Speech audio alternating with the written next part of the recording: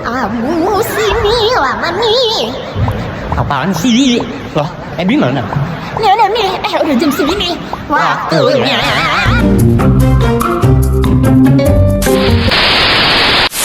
Nah udah ya bercandanya, perkenalin aku Kika. Idih, so imut. Oh iya, kalau gua Abu. Aduh, nggak berhenti berantemnya. Udah, perkenalin nama gue Ebong. Kita adalah Abu Bikiku. Welcome to our podcast ya. Di sini kita mau bahas apa sih, Bi? Di sini kita mau bahas. Lu nih sore-sore suka tiba-tiba kepikiran ya sih? Ya kepo aja gitu sumber hukum di Indonesia kayak gimana? Karena kepo soal itu random banget. ngapain coba? Ini ngomongin ini anak. Abu, ada Abu. Tapi serius loh, gue kayak sebagai individu yang baik untuk bangsa ini, gue pengen tahu gitu loh sumber hukum di Indonesia kayak gimana. Begaya banget dah. Ya gue nanya nih, menurut tuh kayak gimana nih? Abu. Nih gue. Ya lu jelas. Gue dari dulu. Cukup banget ya, coba dulu ya. Cipu nih, lama nih 10 tahun dari. Belum. Nih, nemu nih. Kalau menurut sumber yang di sini sih katanya sumber hukum di Indonesia ini segala aturan yang udah diatur lah istilahnya punya kekuatan khususnya di Indonesia. Dan sifatnya juga memaksa dan kalau ada yang berani melanggar nih pasti kena sanksi tegas. Pasti sih. Iya. Di mana-mana hukum tuh kan pasti memaksa dan tegas. Itu kayaknya udah pengetahuan umum banget sih. Iya, orang tahu nggak sih emang hukum sifatnya memaksa? Iya, tapi setahu gue ya, sumber hukum tuh nggak cuma yang kayak sederhana itu aja. Jadi kayak mereka tuh punya jenis-jenisnya. Nah, siapa nih yang mau jelasin nih? Kayaknya lo tahu deh. Iya sih, sebenarnya cukup gawang. Kalau misalnya sumber hukum ini terdapat jadi beberapa bagian sih. Setahu gue ya, sepengetahuan gue tuh ada undang-undang, kebiasaan, traktat, ada juga jurisprudensi sama doktrin. Nah, tapi di sini tuh kayak gue tiba-tiba kayak kepikiran lagi aja nih, Banyak ya pikiran lo. Ya, pikiran dan kedua gue ini kayak gue belum paham betul sama soal undang-undang dan kebiasaan sebagai sumber hukum. Menurut tuh gimana nih? Kalau misalnya menurut gue sendiri, ya sebenarnya gue tuh nggak terlalu tahu banget ya. Tapi kayak overall kayak mungkin gue udah sempat baca atau udah sempat ngerti lah. Karena kan ini masih sederhana ya. Jadi kayak kalau menurut gue tuh undang-undang buat sumber hukum tuh kayak masuk ke sumber hukum formal ya pastinya.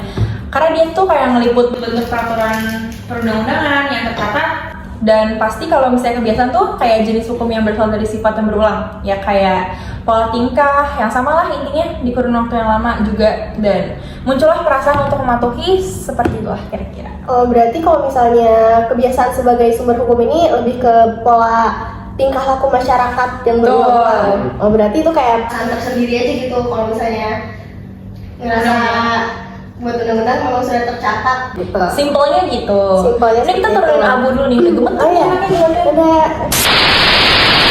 Oke lanjut.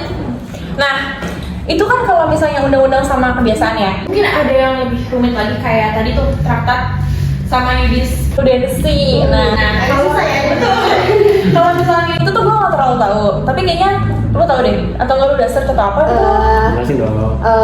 Setelah gue cari-cari nih ya dari sumber-sumber yang sekiranya sudah pasti nih, menurut pemahamannya ya traktat tuh perjanjian yang dibuat jelas di bawah hukum internasional, yang jelas-jelas dibuat oleh pihak-pihak pastinya. Walaupun adalah beberapa perjanjian yang melibatkan organisasi internasional. Nah, tapi kalau perihal jurisprudensi itu segala keputusan dari hakim terdahulu untuk menghadapi suatu perkara yang tidak diatur dalam undang-undang. Jadi ini Apa? Ayo, ngomong.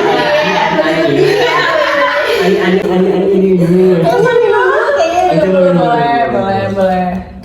Ya, jadi kayak prudensi ini lebih singkatnya tuh dijadikan sebagai pedoman lah untuk para hakim membuat keputusan. Seperti itulah.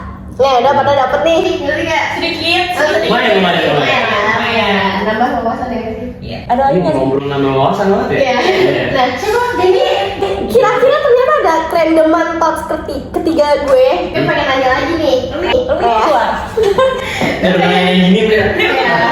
Ya, gue pengen nanya lagi aja soal kayak doktrin nih. Menurut lu gimana nih? Doktrin sebagai sumber hukum. Iya, gue lagi.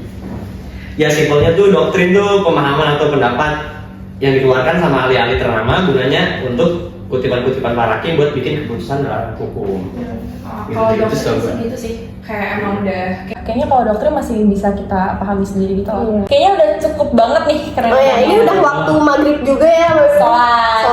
Ini tiketnya udah Pengen cukup lah ya. main sama si Abu. Oh iya, Aku aku sih sama bintang tamu kita hari ini jadi kayak ya udah lah. Tapi gue pengen makan dulu sih. Kalian pada mau makan dulu atau sebalik? Oh ya bisa makan dulu Makan sih. dulu deh. Ya udah makan dulu. Kalau gitu kita tutup Tutup chit-chat ya kita chit-chatnya hari ini. Terus kita makan, oke? Oke. Bye. Ini bisa di-cut deh kayaknya. Kenapa bukan